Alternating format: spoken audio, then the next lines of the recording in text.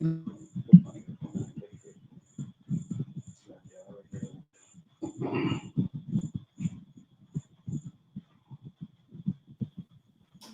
happy to have you all at this time when it is critical in Cameroon's life. It is critical for the citizens of Cameroon to look forward into their life, into their future, because nothing is certain. Nothing says Cameroon and Cameroonians have a life that will guarantee peace and tranquility tomorrow. As we all know, this post-election period has been critical and very tense. Today, Issa Tchiroma Bakary issued a statement saying some loyal military forces have taken him to a safe location. This is no doubt for those who have observed Cameroon's political scene over the last 7 years. Opposition leaders, especially those who look or appear to be strong enough to win over popular opinion and win elections, are always victim of threats.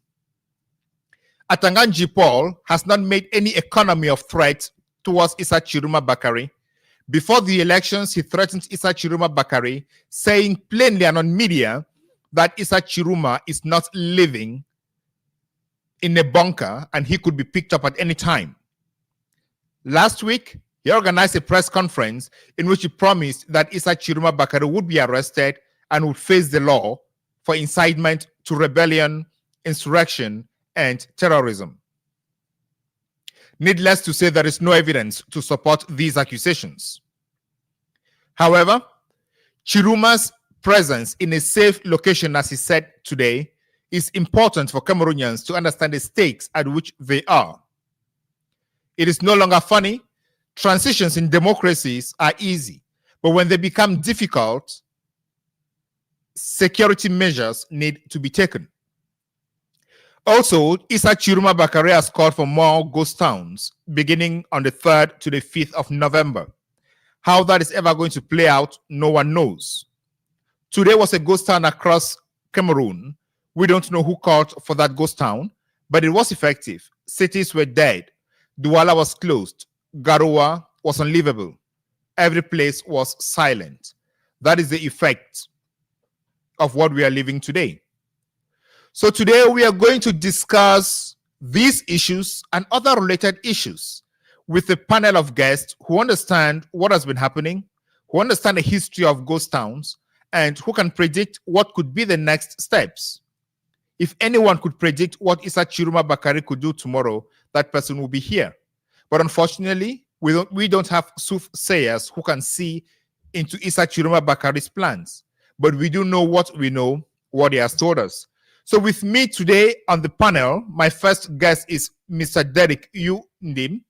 He's a human rights advocate and a scholar. We are going to discuss these issues because he knows them. Mr. Derek, you're welcome to the platform. Thank you for having me, Ben, and also thanks to Mimi Mefo's team and all the partners who have coordinated this media outreach throughout this election period. You guys are doing an amazing job. I don't know if our people thank you guys enough. This is amazing, and thank you for having me. Thank you so much, Derek. We receive messages from left, right, center, far and near, congratulating us and showing serious appreciation for the work we are doing.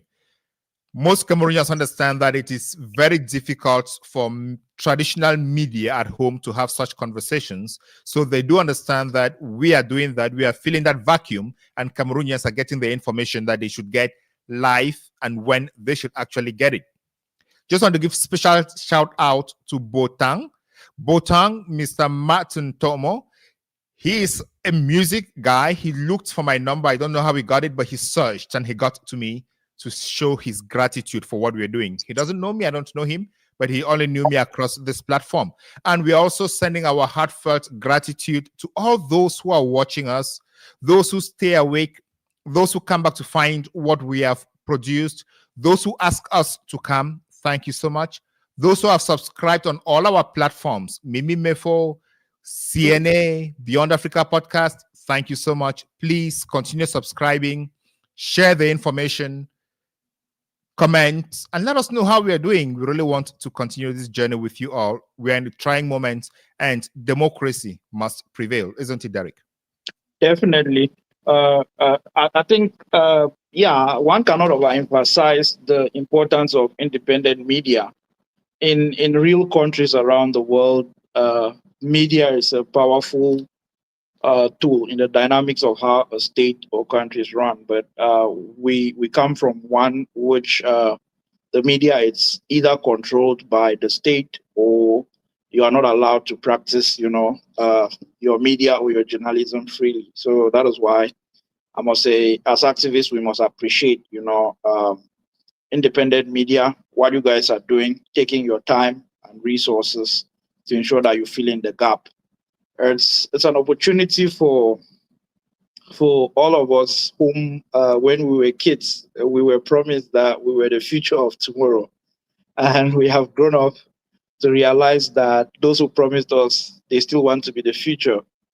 So it's an opportunity for us now to realize that this is the future and step in the gap like you guys are stepping in. There's a lot. There's a multifaceted uh, things. There's a lot of weightlifting that we need to do.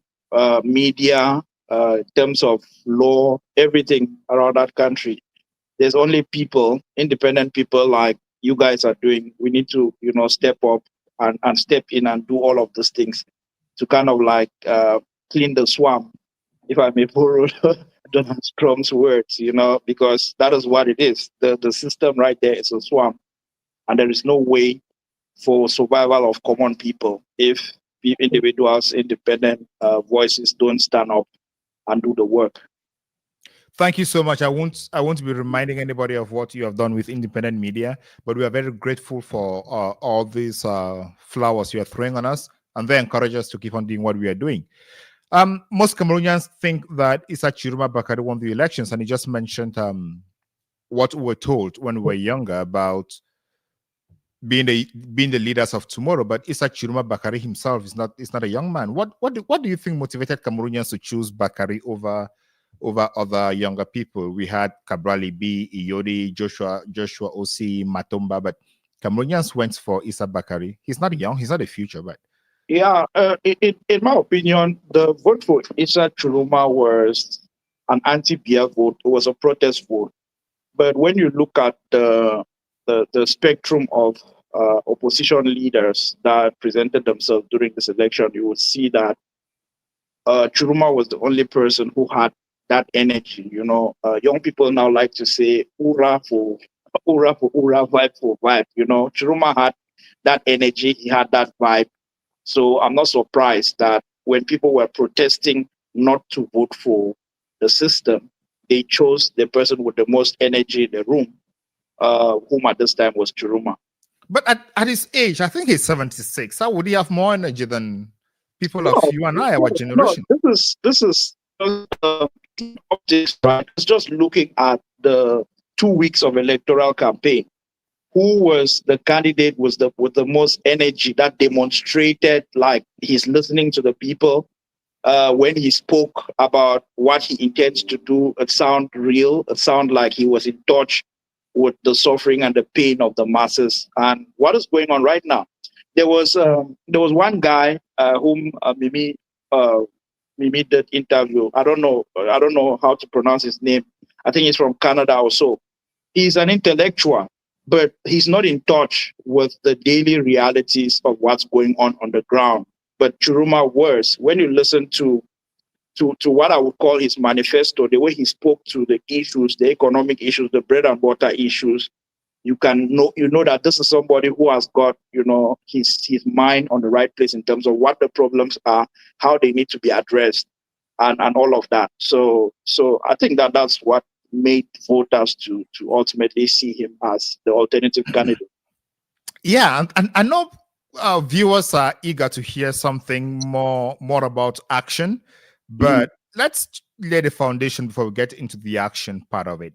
Okay. But anyway, the next question has something to do with action. Okay. Chiruma is the first opposition leader to actually say that there is a loyal army or loyal part of the army that has worked with him or collaborated with him. And we got that information very early today that they have taken him to a safe location, not his own personal security, but the army. How did you receive that information? I have expected. I've expected that. I have always thought that a lot of people within the military ranks are not contented with what is going on and how the country is run. And immediately when it was demonstrated that maybe Tchiroma has won, I already knew that there would likely be defection in the military and security forces, where some would say, "Listen, we need a change and we'll have to back up this guy." My suspicion was that probably because the regime doesn't want an outsider to take over power, there will be some sort of a coup. But right now, with the information that we got today, I believe that there's a faction in the military, and it will only grow because once the balance of powers are offset, people would start gravitating towards the side that has a future. And I don't think that the regime has a future. I think their end is near. So if there is already, what I'm hearing from you is there is already clear evidence that there is a faction in the military, one that is supporting Tchiroma, and then one that stays with Paul Biya. Yeah. So wouldn't the one that stayed with Paul Biya and his group quickly organize a coup to take away Paul Biya and then arrange things amongst them before Tchiroma's own part is coming in? I think one of the biggest moves that we have seen Tchiroma made repeatedly since the 12th was anticipation. He has been a few steps ahead of the regime, probably because he's coming from the system. He knows their playbook. He knows what their next steps are. So far up to now, all we can see is that he has been a step ahead of them. So we can only judge somebody by their past actions. So I'm assuming that he has got, some steps ahead that he has planned. There's a lot of speculation. I don't want to speculate. I want to see it play out. But I know that there's a lot that's going to happen. Derek, I don't know you as somebody who speculates. I know you as an analyst, a critical one for that matter. You project, you use scenarios to determine possibilities, and I would like you to do that, not actually speculating. So when you are doing your scenario analysis, what are you saying beyond the two factions? Maybe as we learned today, there are already two factions in the military, one that is going to defend Tchiroma and one that could be defending the status quo. Is there a possibility of a third faction in the middle that will say, okay, not Tchiroma, not the status quo, but somebody independent? Yeah, I think we would rather start by looking back, right? We have been here before 1992. Everybody remembers where it was clear that the SDF had won power, and those same steps played out. Like SDF, when they looked at the numbers that came in from the polling units, they saw that they won. Constitutional Council declared the regime had won, and then Frundi was defiant. He protested, and he said he's not going to accept the results. What did the regime do? They set their repression mechanism at play, and the people obviously would join, the person whom they believe it's the people's choice to protest. So this regime counts, first of all, on the system that they have in place, that they will overrun whatever resistance that the people or the opposition brings at them. That's what they run. They know that they are confident that they have the army. Right now, what we are learning is that there's a faction loyal to the constitution that is patriotic, that is now standing with Tchiroma. But the regime, the guys within the system, they count on that system that they have put in place, that they are going to run down whatever resistance the people throw at them. So they know that people will protest. They know that people will go on the street. They are not scared of killing the people. They have already started doing that. They are not scared of infiltrating those organizing these protests, throwing people in jail. All of the tools that the regime uses are things that we know. So they are going to do that. The question is, Are the people going to bear the heat Let's long talk enough about for the let's regime talk to about start? the let's talk about the reaction that people would have in a moment. I note that you say that the regime believes in the military and they'll definitely be using the military as the only playbook that they know. So we'll talk about how the people will react to that in a moment. Let's welcome Mr. Mbu Tristan, who is a missionary and a lecturer. You are welcome to this platform, Mr. Mbu. Hey, welcome, Mr. Bu. Can Mr. you hear? Mbu, do you want to unmute yourself?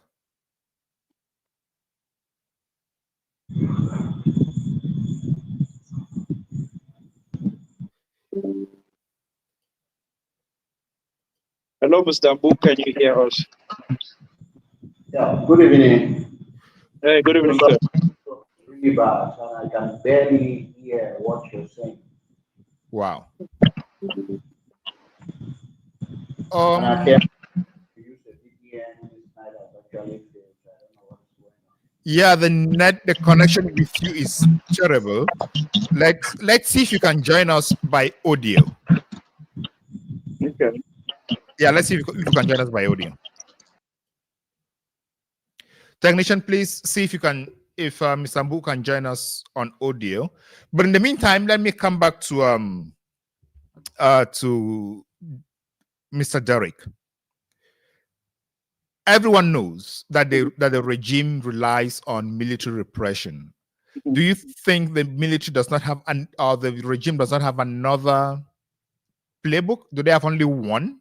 No, it's first of all they first of all have to win in the field, right? Like use the military to tire down dissenting voices. They are locking people up rampantly. They are killing some people. They are getting people scared. They know that very soon people protesting would get hungry. And when people get hungry, what happens? They start just trying to feed themselves. And that is how life gradually gets back to normal. And the regime keeps power. Obviously, the regime is still counting on they're counting on their foreign partners whom they are doing business with. That's the international community per se. You have seen the international community has been very shy in congratulating Paul Biya for his announced win. That's a telltale sign that they can see the handwriting on the wall. They can look at the result, the falsification this year, that it didn't really play out, and they are worried that the people might really stand up all the way. So that's why probably they are shy. We haven't seen all the congratulations from all the known places that we know, like France, the EU is condemning electoral violence, the UN, the same thing. But we have seen again the usual enablers. The AU has congratulated the regime. We have seen this gentleman from Gabon who also got to power questionably through coup arrangement. He has congratulated the regime. We have seen Obiang, which is birds of the same feather. So you are seeing a world where people who do those kinds of things, they are banding together to support each other. That's what they do, you know. But the fact that the major powers that we know, the US, France, they haven't really outrightly just said congratulations for winning the election. I feel like they are delay hesitation because they want to see where the chips would fall. Tibon Naj made a post today in which he said it's the current US government policy that they will not make statements about elections, but that does not necessarily mean that they will not take actions when necessary. I just wanted to clarify that point about these statements.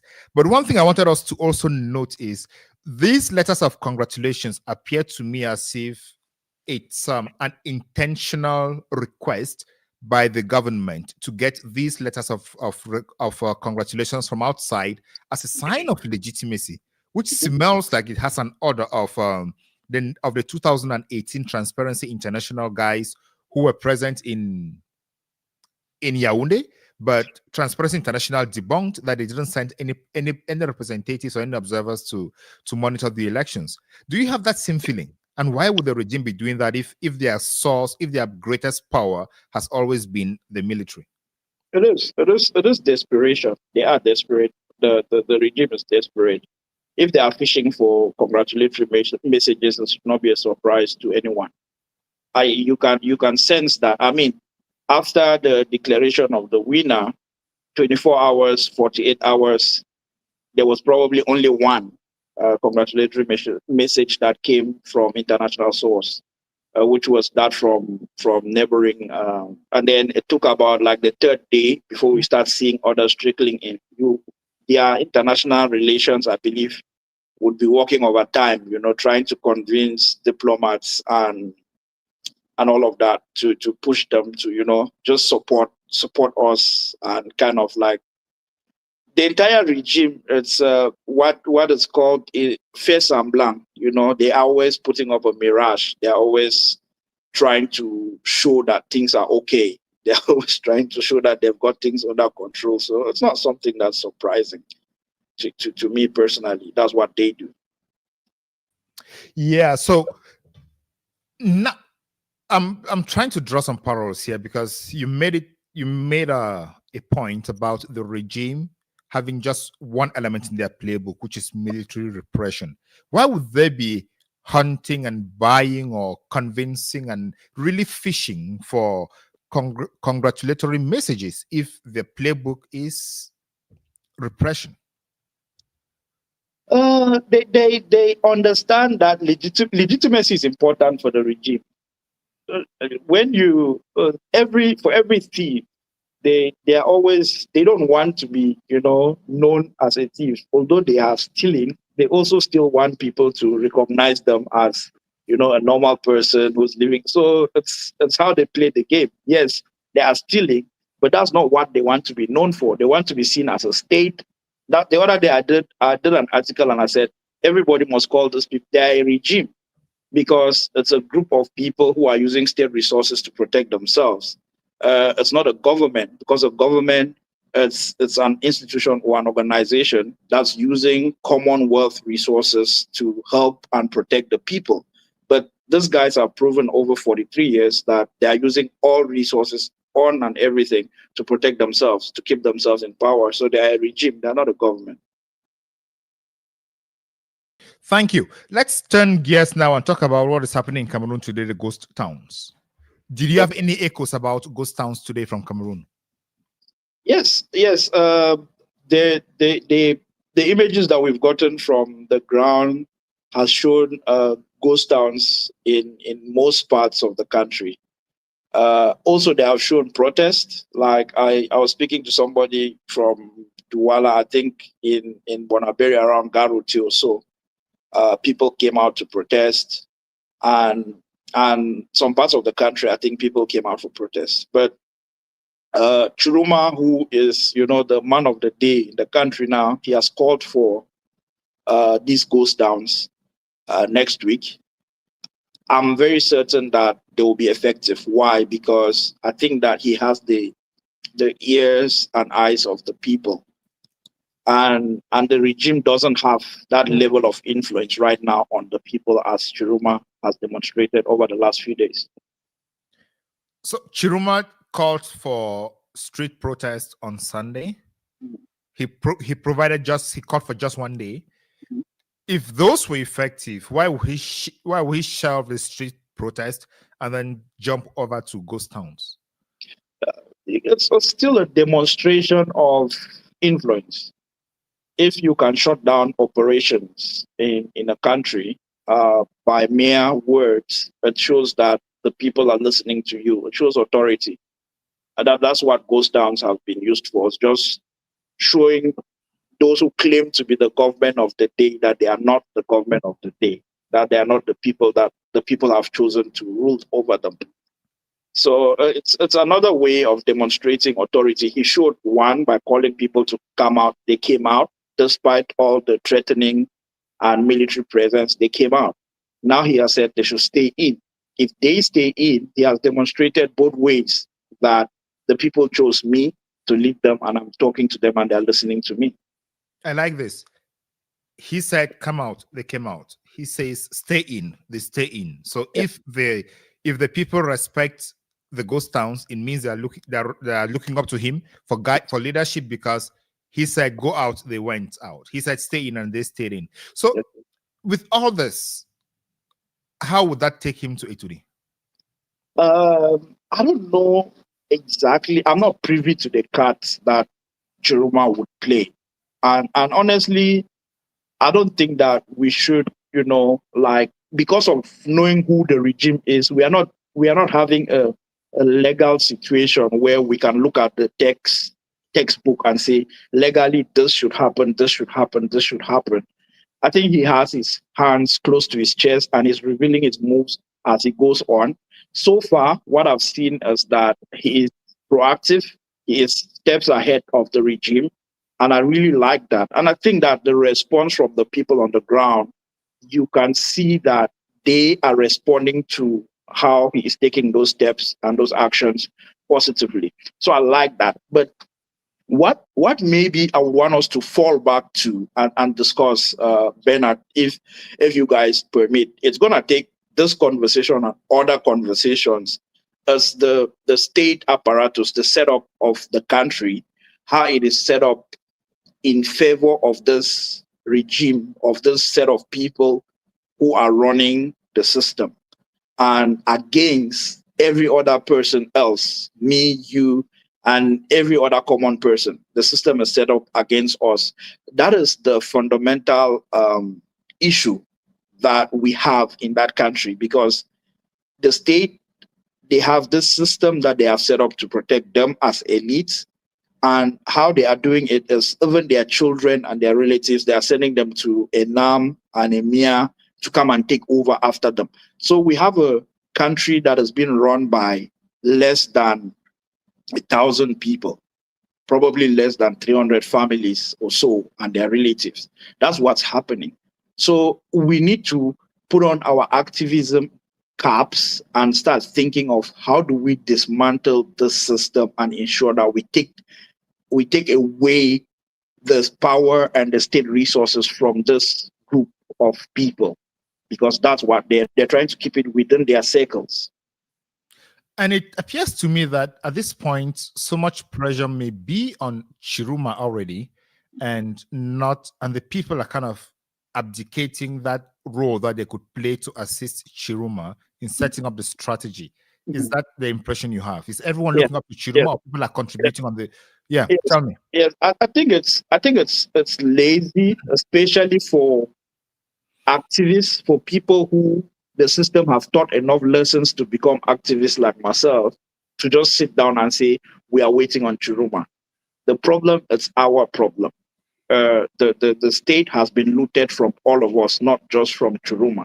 So as Tchiroma is putting his actions in place, trying to take his mandate, it's imperative that all of us come together as civil society, as activists, as media personalities, and have our own counter strategies to also be countering what the regime is doing. That is how we can help Tchiroma right now.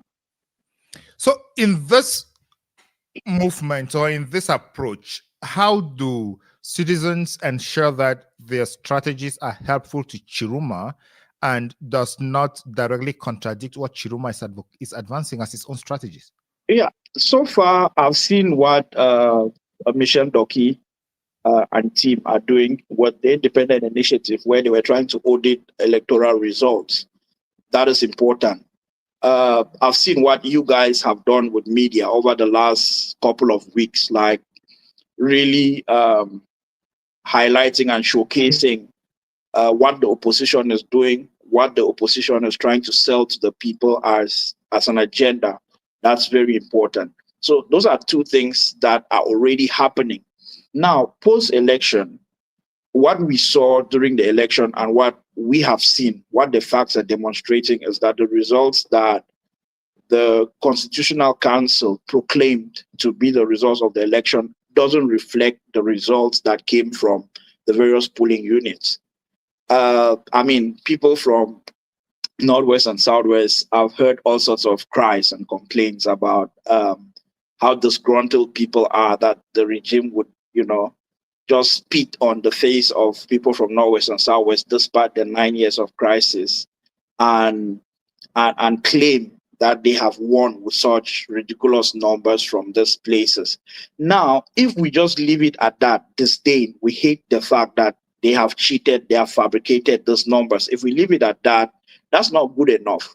We need to do the work to demonstrate how this happened, who are responsible for these actions, who are the people in the Northwest and Southwest that fabricated those numbers.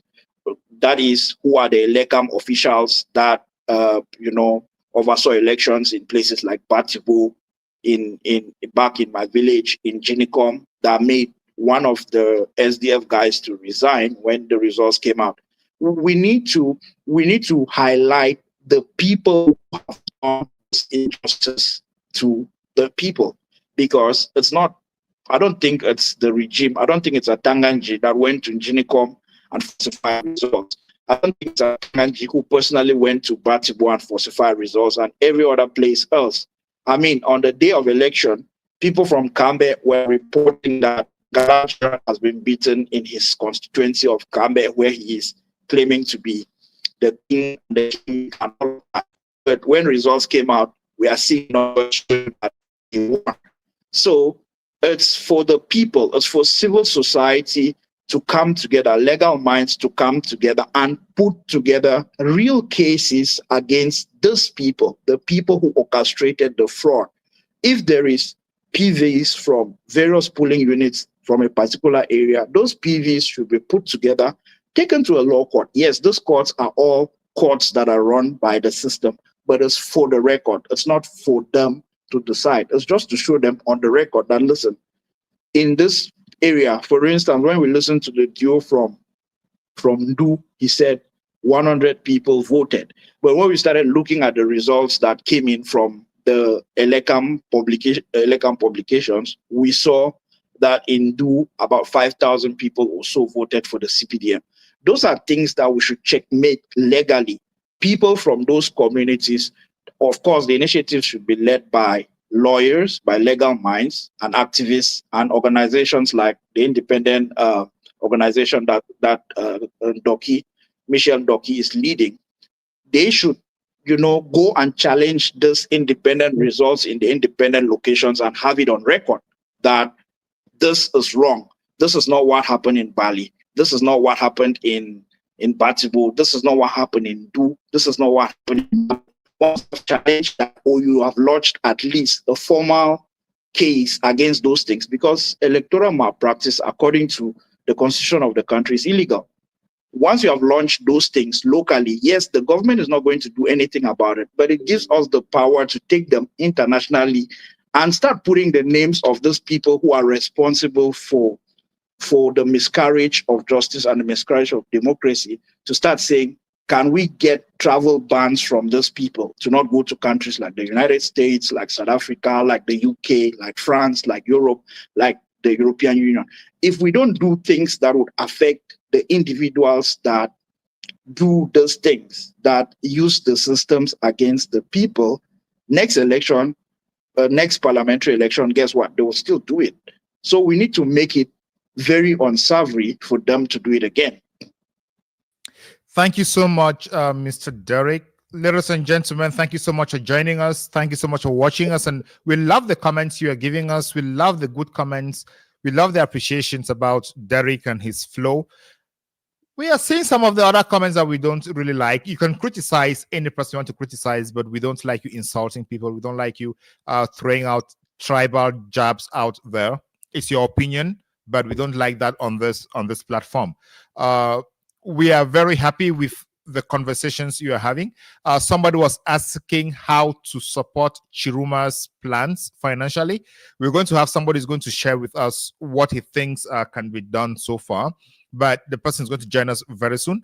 Let's see if we can have Mr. Mbu Tristan on the platform right now while Derek is catching some breath. So let me just make one comment about the tribal comment that you just said right now before I drop the mic, Ben. You see, what the regime has done is there's this idea, there's this mirage that they have put out there that the regime is Bulu and Beti, and the regime hates the Bamileke for whatsoever reason, and the regime hates the Northeast for whatsoever reason. All of those things are they're just making us pawns, right? They want the Bamileke people to hate Bulu people and to jointly hate Northerners, the Fulanis or whatever they call. These are all political plays. And when people play into the tribal bigotry, where they are like, oh, all of those things, they are tools used by the regime. And when we join their narrative and we play to their gallery, we are just helping and assisting them. The regime is a group of people. I've said it's probably less than 500 families. And I would hope that investigative journalists can actually track down the profiles of everybody in that regime. You realize that it's less than 500 families. And those families are not just Bulus or Betis. They come from across the country and they have made themselves a clan. And they are claiming that they are Bulus or Betis. They are not. When you go to the south of the country, there's a lot of poor people. There's a lot of people who don't get services. There's a lot of people who are as marginalized as everywhere else in the country. But this elite, this class of people, Atanganji is not from there. The Prime Minister got John Gute, he's not from there. Yes, we now know that most of them are married from there. They are trying to integrate and tell themselves that, you know, they are all part of the clan and all of that. But I want us to see them as a group of elite that have captured the country, our country, taken away our resources, taken away our rights, and they are making us to suffer. That's how we should see them, and then we should fight them together. Thank you. Someone said they are not elite. They said they are just CPDM people because elite comes with very positive connotation. No, from the beginning of time, bourgeoisies are elites. Like whether if you go back in time from when the revolution started in Russia, those are elite. It's a class of people that they have taken the common resources of everyone and they are using it to protect themselves. They are elite. Fantastic. Thank you so much. Ms. Ambu, you're welcome. Ms. Ambu, can you hear me?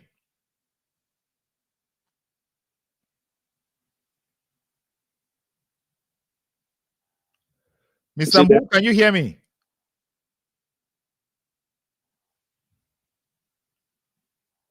We are definitely having network issues with Ms. Ambu. Ms. Ambu, can you hear?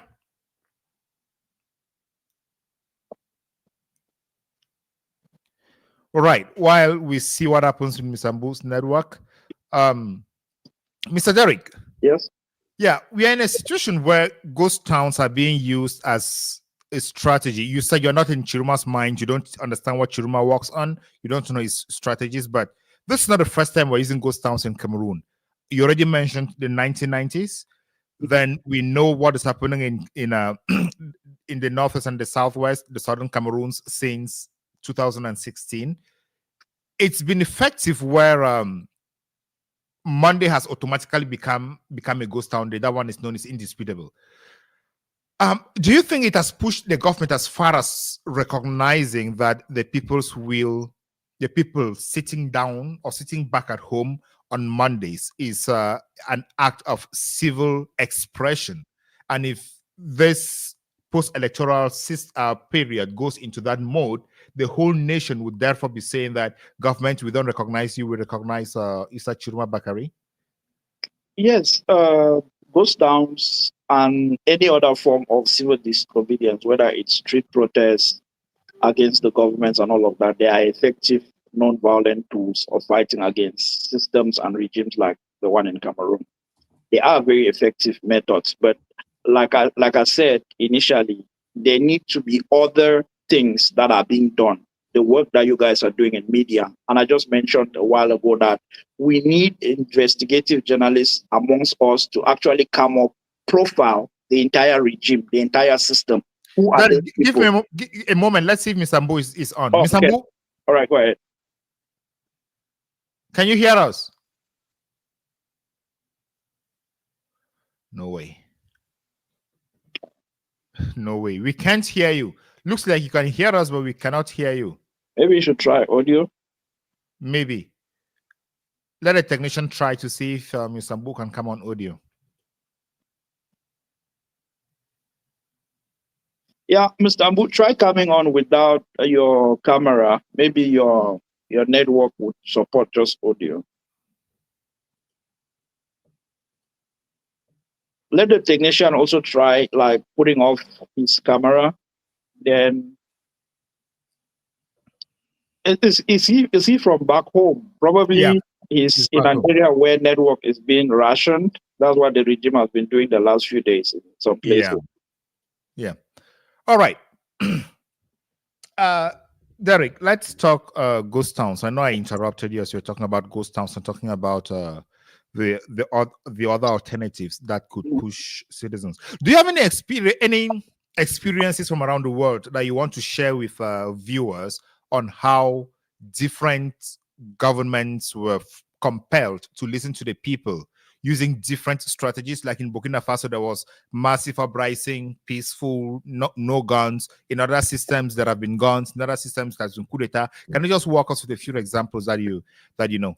The best example for me when I'm looking at the 43 years old regime, I would say let's look at the fight against apartheid, because it took time, 50, 60 years, and we are fighting against a system that is over 40 years old too.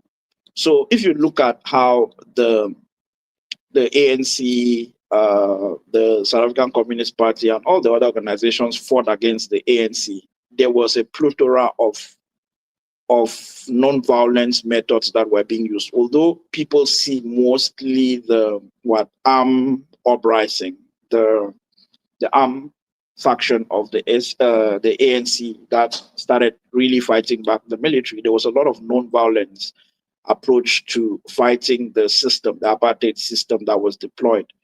And a lot of this was done through civil society, labor unions, and other civic organizations. The 72s, the youth uprising, it was led by school children. School children were just asking for reforms. They wanted that the language of instruction should be English, not Afrikaner, as the white people of South Africa of the day were choosing for them, that they needed to learn in Afrikaans. Then there were labor unions, various labor unions, who were just demanding for as simple as wages, decent wages. They were demanding for better pay.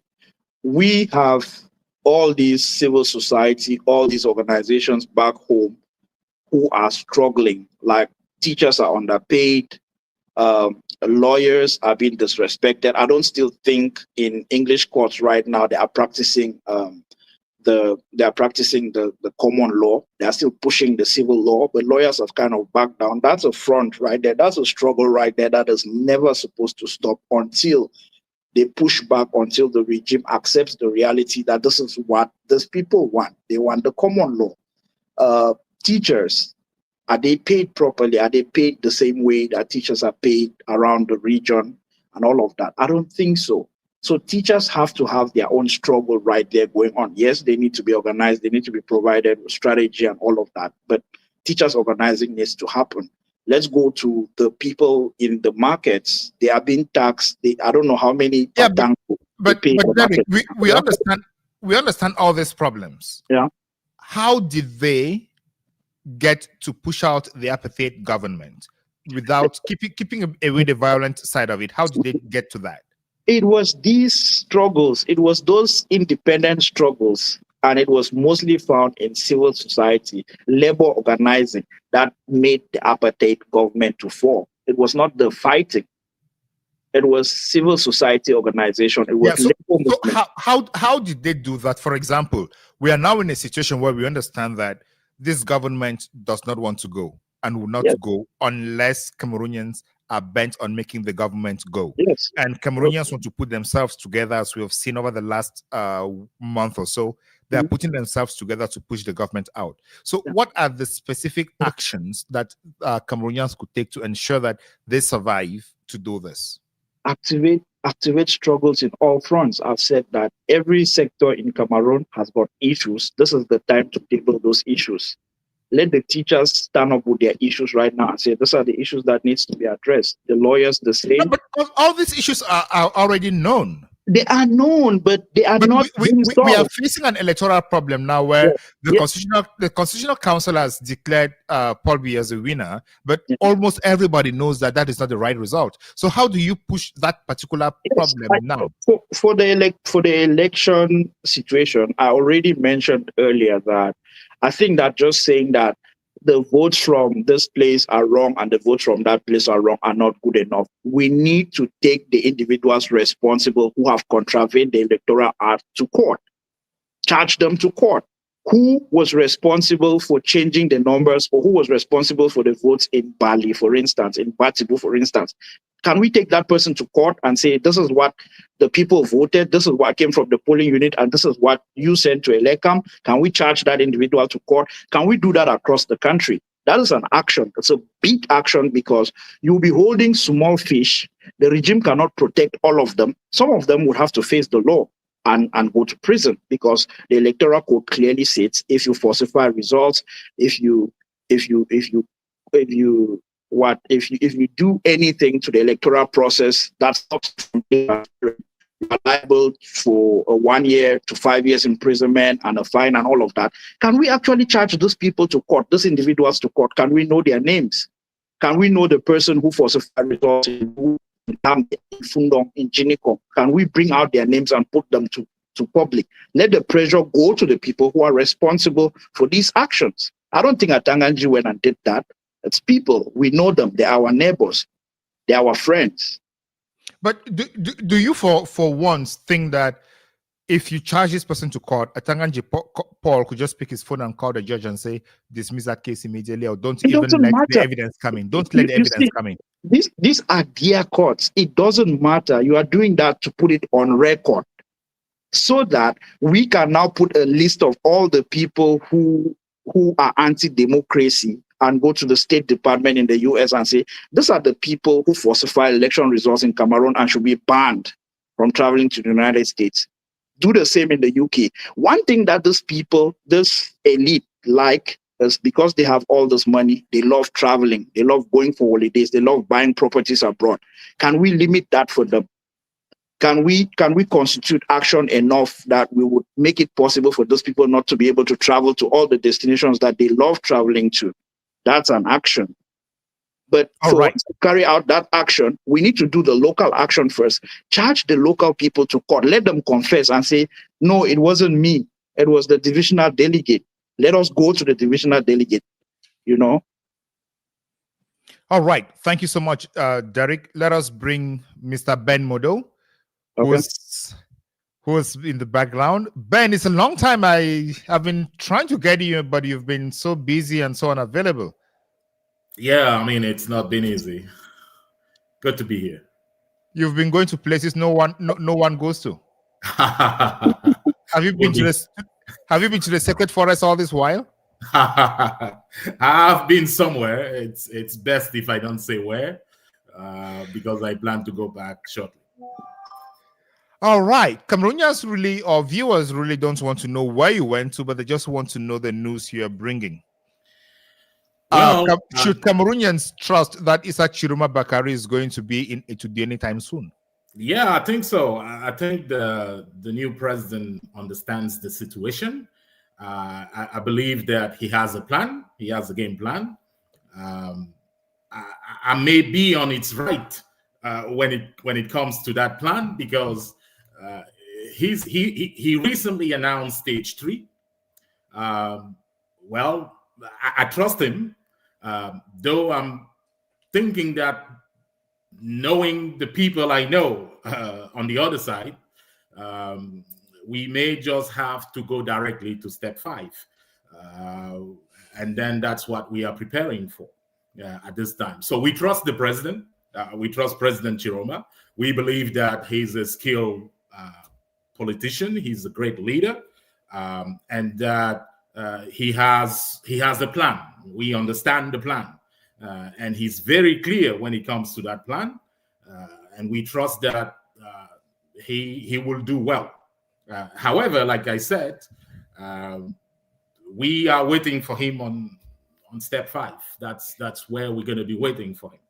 So you are going far ahead of the president. Is that normal? They're not breaching protocol. No, we are just preparing the tools so that if the president decides to go to step 5, that everything be ready by the time he gets there. Therefore, you're telling me that the maximum is step 5. Is that the ceiling? Well, as far as we are concerned, we believe that it all has to come to that phase. I mean, we trust that before the president will be successful in doing what he's doing, we wish him well. We believe that he has everything he needs to make it happen. We are calling for the Cameroonian people to help the president do what has to be done. Support him. If he says ghost towns, let's help him. Let's have those ghost towns. But some of us believe that knowing who is on the other side, it just has to come to step 5. And so we are comfortable waiting for the president at that point. Oh, so you are telling me that you're just waiting for step 5, and step 5 is the apex of all the steps. Is that what I'm hearing from you? What I'm saying is that I'm not hoping that we get to that stage. I'm hoping that the president will be successful doing what he's doing, because he's very good at it. And so my prayers are that we don't get to that point. I'm hoping that the president will solve what needs to be solved in step 3, and if need be, in step 4. What is making you think that the people on the other side, that is Paul Biya's camp, is not going to succumb to? Because I know their mindset. I know there are people. Think about this. President Biya was minister 13 years, prime minister 7 years, president 43 years. Think about it. That's 63 years. Now, when you spend the time the man has spent where he has spent it, and then you have people around the president who believe that they are entitled, who believe that it's their heritage, it's their right and duty to be there, you are not going to convince such a man with nice words. You are not going to convince such a man to leave simply because there was an election. They don't believe in elections. They believe that they are the electorate. So they decide, they are the people. So if they say they go right, they go right. And so when you know how they think, you know that, okay, listen, we trust the president. I said it. We trust the president. We believe that he can make it work. We just don't feel that it's worth our time waiting where we are right now. So that's why we are trying to organize to help the president make sure that if it comes to step 5, that he be prepared to do what needs to be done. Do you think Cameroonians patient enough to wait to see out the president's steps 3 and 4 before getting to 5? Well, Cameroonians elected a president. That president is Issa Tchiroma Bakary. He's the president of the republic right now.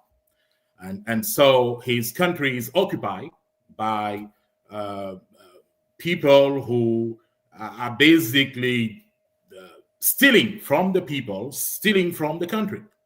And so it's the president's duty to make sure that those people are driven out of office. Now, he has a plan. We are resources that if the president decides, he can use whenever he wants. We are simply saying that as far as we are concerned, we think that it's best if we prepare for step 5, because we don't want to be surprised that, because one thing the government of Mr. Biya has done, and has done well over the years, is that they have time on their side. They can wait out any situation. They have the money, they have the resources, they have all the means you can imagine to wait out a specific problem. They have been in this movie before, so they know that at one point they have unlimited resources. You don't, so they can take you out on a ride and just accompany you until you get tired. And so, because we know that, we are saying, let us not be in the same place we were in 1992 or 2018. So, thank you, Ben. Let me. I see Mbu is in the studio. He's been trying to get on set. We've brought him a couple times, but his audio is problematic. Let's see if we can get him, then we'll get back to you. Hello, Mr. Mbu. You're welcome back.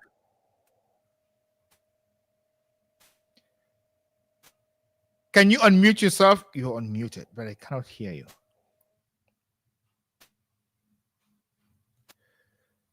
We cannot hear you. We see you talking, but we cannot hear you.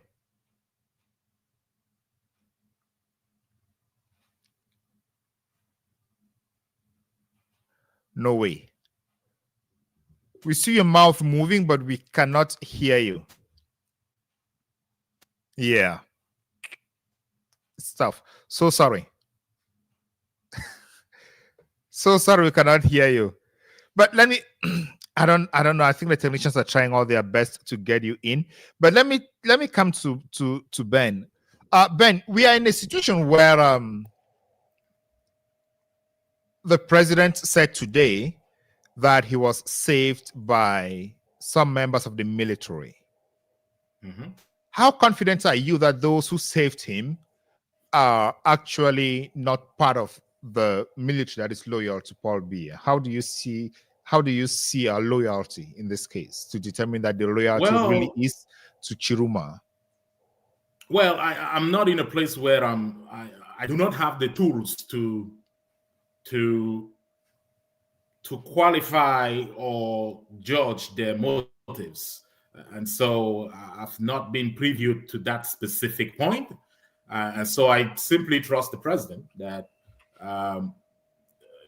if he says they are trustworthy, then I believe they are, until proven otherwise. Yeah. So thank you so much. Now the president called for ghost towns. Looks like you are not in favor of the ghost towns, because to you is going to waste time. Is that what you're saying? Let me be clear. Let me be clear. What I'm saying is that the president has a full view. You know, as you can imagine, the president's dealing with different factors, and on our side, we are just one factor in the president's hands, and so he has the full view. We don't have his full view. So what we are saying is that let us trust the president, because he's dealing with several parts of the puzzle, and so if he believes that it's best to go through step 3, if necessary step 4, and then step 5, if it comes to that, we will trust him. But we told the president that we don't believe that the people on the other side are people that deserve to be trusted. They cannot be trusted. And so we believe that step 3 and step 4 may be useless. But that's only our opinion, right? That's only our opinion. We can only say what we think and say it very clearly. try to convince the president that it's best if we move to step 5. But if the president believes that he wants to make sure that he gives every opportunity to peace, negotiation, to give the people on the other side the ability to make the right decision, well, we trust him. And so we say, if the president says ghost towns, then ghost town it is. Let's go out. Let's make sure that everyone in the country respects the ghost town. And let us make sure that from Monday till Wednesday, as the president said, there is an effective ghost town all across the country, because the president knows where he's going. Now, that's what we are saying. But at the same time, we are also saying, okay, let us prepare for step 5, because we don't believe that the people in Yaoundé will suddenly change. We know how they think, we know what they believe in, and so we are simply planning so that if the president tells us it's step 5, then we want to make sure that that step 5 is clearly and quickly executed. The president may decide that he will not go to that point.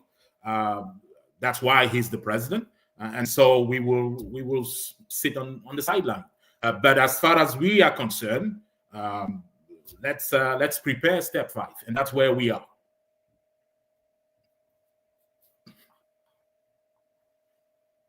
Can you hear me? Yeah, I can hear you. Oh. Yeah, one of the viewers is saying that when you say president, you mean Tchiroma. Is that person being serious? Well, there is only one president in Cameroon right now, and that president is Issa Tchiroma Bakary. That's the people's president. So when I say the president, I'm talking about Mr. Tchiroma, because he is the president. Mr. Biya is the former president. When I want to address Mr. Biya, I will address him as the former president. And now, it does not matter what he does now to remain in power. We are not concerned by that. As far as we are concerned, as far as the Cameroonian people is concerned, the president is Issa Tchiroma Bakary. Thank you, Ben. I'll come back to you in a moment. Mr. Mbu, can you hear us now?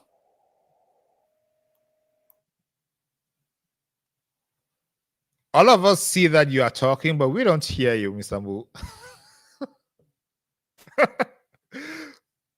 We see you talking, but we don't hear you. That is the problem we have. I don't know how we are going to resolve this. Can you send your number to the chat, to the private chat, not the public chat, on the platform? Then the technician will see it. Or could you take off your headpiece and see if you could talk straight into the microphone and hear from the speaker of whatever device you're using?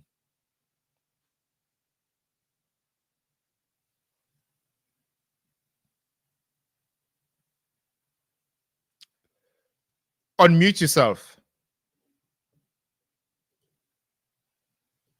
Hey, can you hear me now? Correct. We can hear you now. All right. It will appear that my microphone was having a toll on me. All right. No worries. Thank you so much for the patience and for doing everything possible to join us. And sorry for all the network issues. Thank you so much, sir, for the opportunity to be here. Greetings to Mr. Ben Modo. My pleasure listening to you throughout, and Mr. Ngalim, I can't see him now, probably he's still on the chat. I don't know where to begin, but let me give a little bit of background, because we come from a backdrop, especially within the Cameroon setting, where it is believed that if you are a man of God, you're not supposed to have anything to do with politics. And as a result of that, a lot of pastors who deal with people on a daily basis are shying away from the things that are actually taking place, especially in our country at the moment. And whether we like it or not, the truth is that these affect everyone be you Christian, be you non-Christian. I joined politics in 2018 when we were preparing for the presidential election, and I was actually working with the late Prophet Franklin at the time, before I eventually decided to just back out before his demise. And I came back fully in 2025 because I felt that finally a time has come where we can, for the first time, have a free and a fair elections in Cameroon without any interference. And I was very active in sensitizing people to register and get their voters cards so that we will not only make noise on social media, but actively take part in the elections when the time do come. And indeed, on the day of the elections, we could see young Cameroonians step out with so much enthusiasm. Everyone was determined to see a change. I am 36 now, and before I was born, the incumbent was president. We didn't have the opportunity of meeting the previous president of Cameroon. And all we've known is the incumbent. And sadly, the only politics Cameroonians do understand is the one that has been taught to us by the ruling party, which is just a glimpse of what true politics really is. And we stepped out on the 12th with so much enthusiasm and excitement that finally the time has come when our voices will be heard. And sadly, things that began seemingly very smooth turn out in a way that was least expected.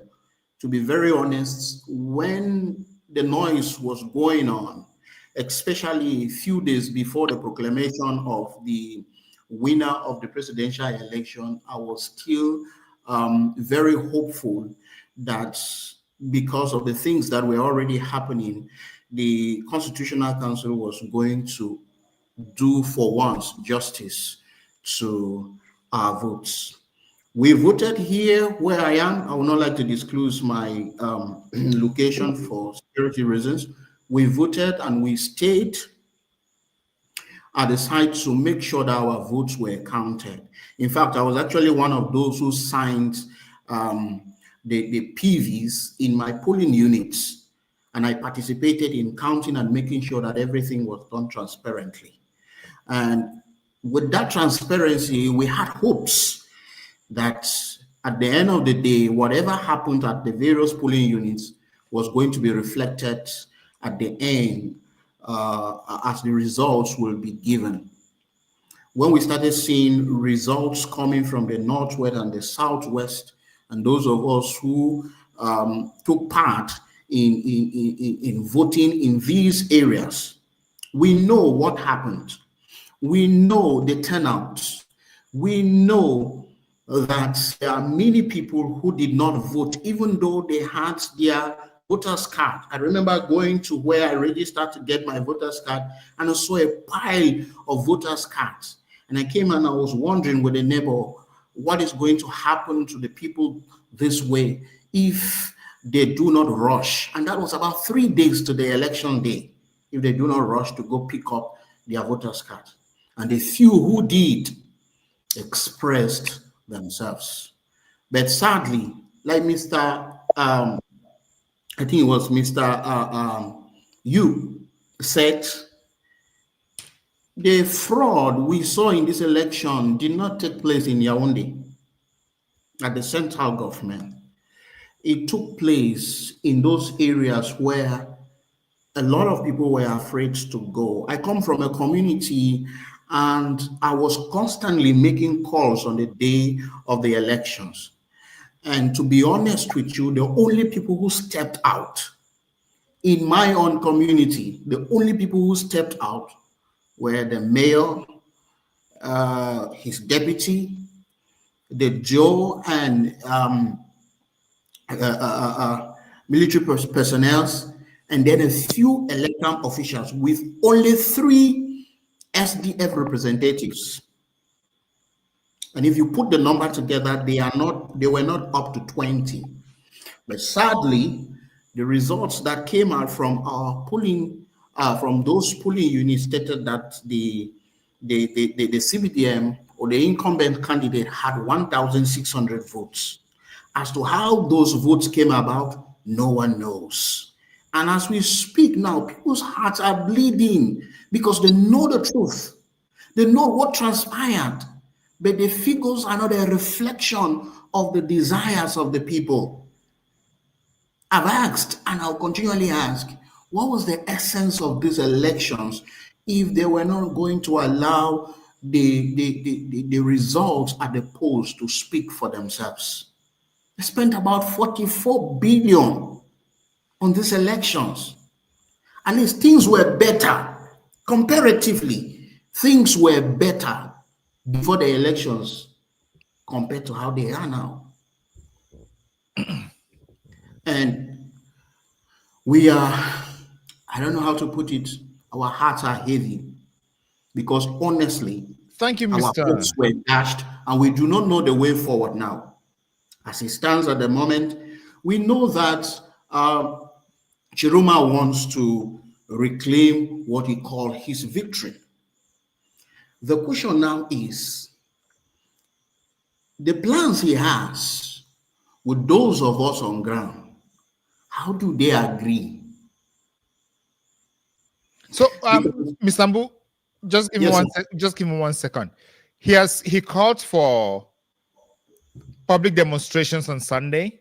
Then now he has called for ghost towns on between the 3rd and the 5th. So, are you in accordance or in disaccordance with these plans?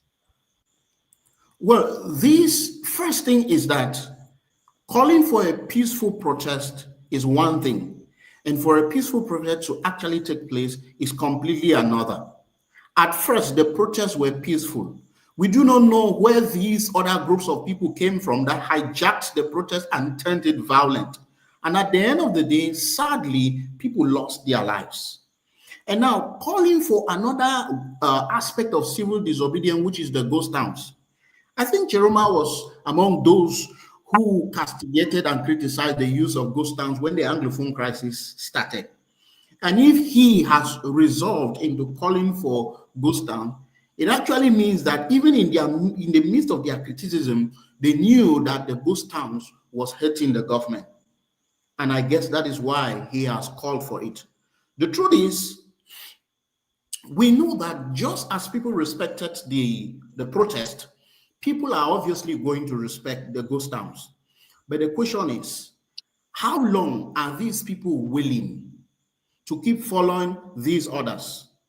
I made a short post this morning after reading the communique of Mr. Issa Tchiroma, the English version and the French version.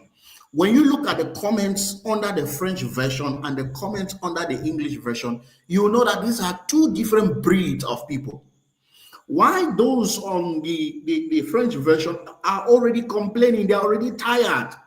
They feel that they should just let things be the way they are. Some people say they're already struggling to get food. And I'm asking, so where do you stand? Where do you stand on President Tchiroma's calls? Are you for or against the ghost towns and the demonstrations? As long as this is a peaceful way of going about this, I don't have a problem with it. My only problem is the vandalism that took place and the loss of lives. For those of us who have been in the Northwest and the Southwest for over 9 years now, we've gone through so much already. And anyone who has been opportune to experience this just for a month will tell you that this is not easy. So going forward, if you had to make a recommendation to President Tchiroma on strategies on how to reclaim the victory that you say was stolen from him, what would be the 2 critical strategies to reclaim that victory? The first thing will be, like Mr. Yu said, there is need to be able to identify those people who were involved in this alarming fraud that took place at the grassroots. And we already know that even if these things are taken up with the courts in our country, there's likely little or nothing that will be done about it. The focus will be looking at the international court to see whether something can be done in that light. The second thing is, if you've observed, you realize that 43 years is not 43 days, it's not 43 months. The CBTM has roots on the ground, and for you to be able to uproot them, we saw the precedents of what happened with the Anglophone crisis. All of these measures aren't just going to work. Another strategy they could actually use is trying to convince some of the regime loyalists to see if they can back him. But as long as they cannot be able to effectively uproot these people, it is going to be difficult. I remember one time. Did you hear Tchiroma today say that some military loyalists actually saved him from a possible kidnap or an attack or something, and he's safe with them? Yes, I heard that, and I was a little bit scared. Why were you scared? I was scared because what parameters did he use to know that these people who supposedly took him to safety are actually loyal to him? There could be people who are actually loyal to the regime and are just playing with time. The same thing that happened with Naira 10. None of us ever knew that this was going to happen. It happened anyway. Even when a court in Nigeria declared that what happened was illegal and that people were supposed to be returned, up to date, nothing has happened. They have been sentenced anyway. So, in as much as that could sound like good news, I was skeptical. Anybody who has known what the regime is capable of should already know that everything is possible. So at this point, you sound hopeless. Sadly, that is the situation in which we find ourselves. Not just me, many other Cameroonians. So to you, the 43 years are definitely going to continue because Cameroonians don't have a way to push through? And that is not what I'm saying. What I'm saying is we can't go back and start using the same strategies that the Anglophone use. So what strategies are you proposing that the Anglophones do not use? That actually failed. The Anglophones began with peaceful protest. We saw the massive crackdown. From peaceful protests, they went to ghost towns. And from lockdown, from good standard, degenerated into long period of lockdowns. Literally, nothing seemed to have changed. And at the end of the day, it is the Anglophones who suffer from all of these measures the most. So are you proposing, because your two proposals that you made were, one, identify those who orchestrated the fraud and punish them, and then two is to advise people in the CPDM to get out of the CPDM and support Tchiroma? That is not what I said. What did you say? I didn't mean you have to advise them. Advising them is not going to be that easy. What we are talking about here is switching loyalty. And this can only be done by Tchiroma himself. Nobody can do it because people have been offering interviews left and right and making appeals. But these appeals haven't worked. And we know that for somebody to switch side, there must be something they will gain at the end of it. Give us a few examples.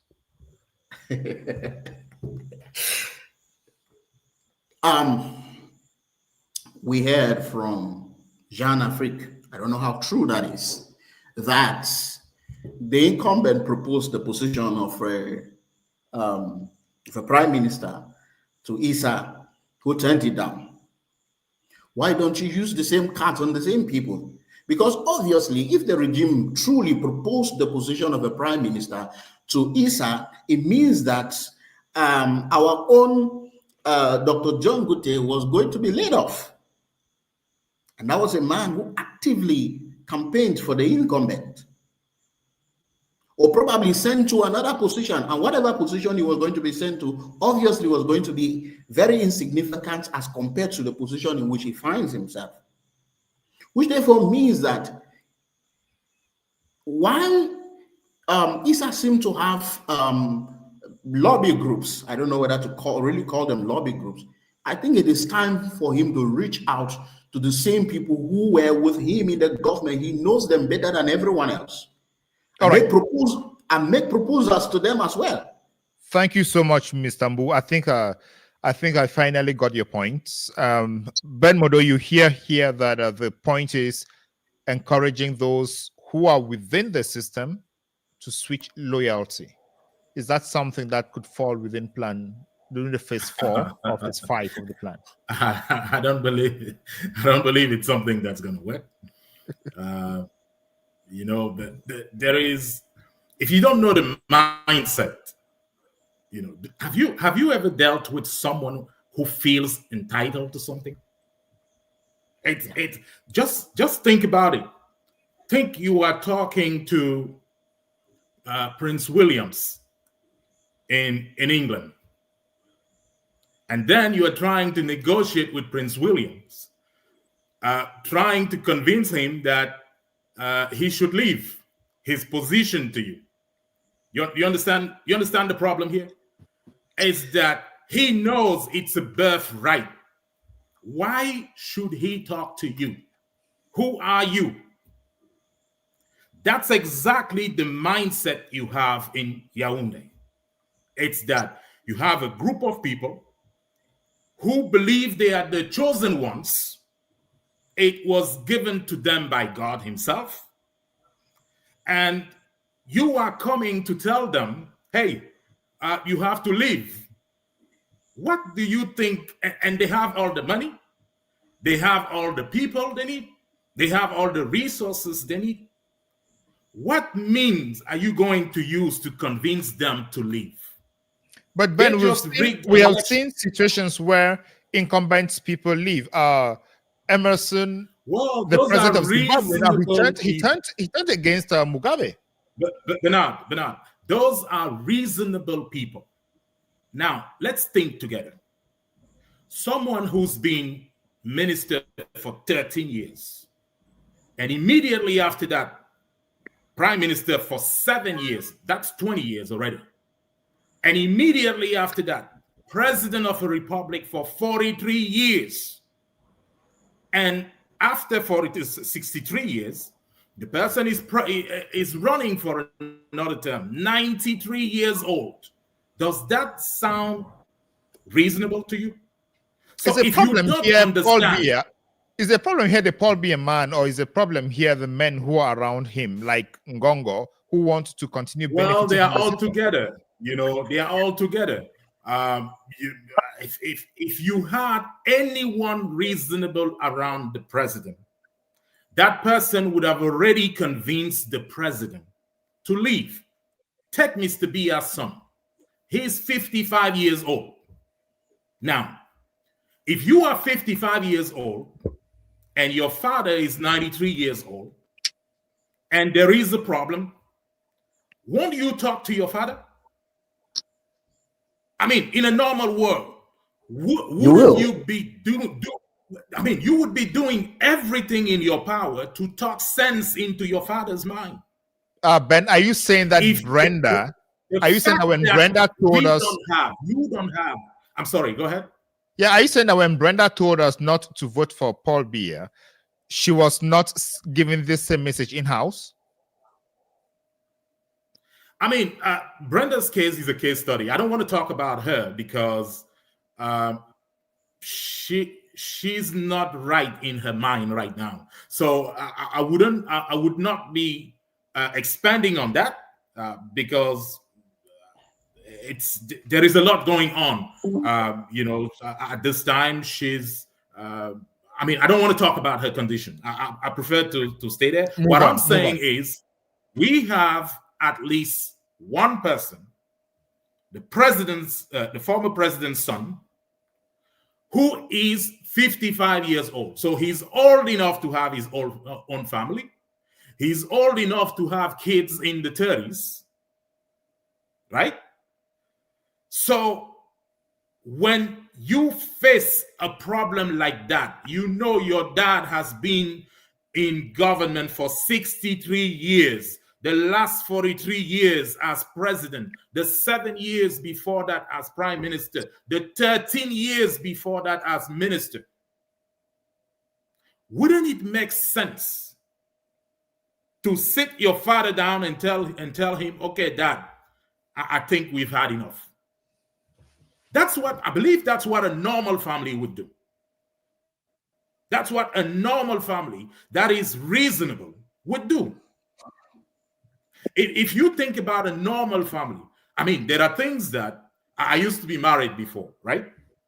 And if they gave Mr. Bia, my former wife, I mean, he wouldn't be president even for 10 years. You understand? Because she would talk so much sense in your mind that you will run for your life. And I believe that was what the former the former first lady was doing, and it cost her life. You understand what I'm saying? It's that when you have people around you who are reasonable, those people will always make sure that you do the right thing because they love you without limit, and they are reasonable. So in the current context, you do not have reasonable people at the presidency. You do not. So you are saying it is impossible everything you do. I'm sorry? So you are saying it is impossible for anyone in the Biya regime to switch loyalty right now? It is simply impossible. The people of Cameroon need to understand this as a show of strength. If Mr. Biya and his regime believe that they are stronger than the people, the situation is hopeless because they know they have the means to crush you. And they showed that over the last week. So the only answer that can make someone think twice before doing something is if the person believes and knows that you are at least stronger. You know, you guys have the same fight, the same strength.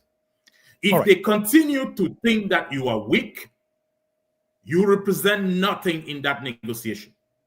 And that's the reason why we are telling President Tchiroma that, okay, listen, we trust you, but this thing is a show of strength. You have to discourage Mr. Bia's camp from even doing or thinking about going to war against the people.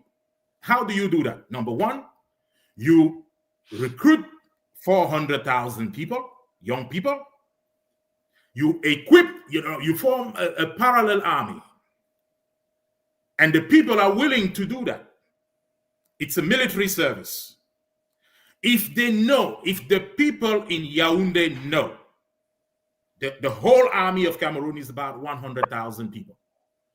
So you have the army, you have the police, you have the gendarmerie, all together about 100,000 people. Just think about it. If they get up 2 or 3 days from now and they know 400,000 young Cameroonians are going to have guns, you think they will go into various neighborhoods to kill people? They will think twice before doing it.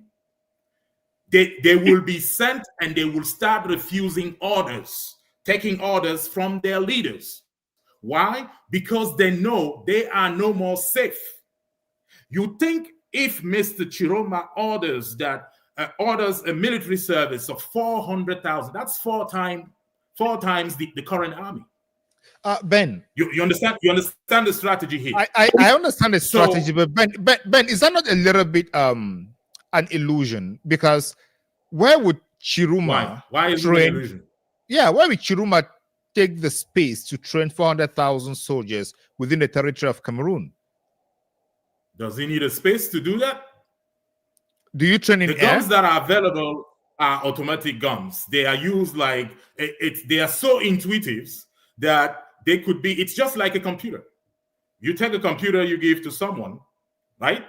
That person in this age will be able to use that computer. If you are from another generation, it will take time for you to use it. Let me come to you in a moment. We are saying, Ben, let me come back to you in a moment, please. Mr. You spoke. We were talking a few moments ago before Ben joined, and you were advocating largely for the non-violent strategies that the South African movements used to fight apartheid. When Ben is talking about the mindset of those who are in power right now in Yaoundé, do you have the impression that the peaceful apartheid movement can succeed in Cameroon? Yes. Make no mistake. I understand the thinking of Mr. Ben, and I partly agree with him. But I'm saying that I've looked at the regimes, how they work over since 1992, how they suppress movements like this, and we need a collective approach, not just one. Yes, there is need for show of force, but there's need to have that PR, that soft power. And the soft power is in still trying to use the law, still trying to use advocacy, still trying to use media effectively.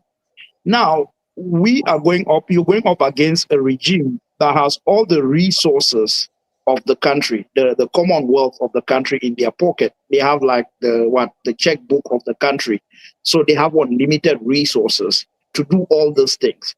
But all you have, it's the people against the regime. But I'm saying that the people need to deploy multiple strategies to crumble the regime, not just force. Yes, force, it's just one, but you need to deploy, like exposing the people who actually rigged election, going through town by town, village by village, and saying, this is the person responsible for this.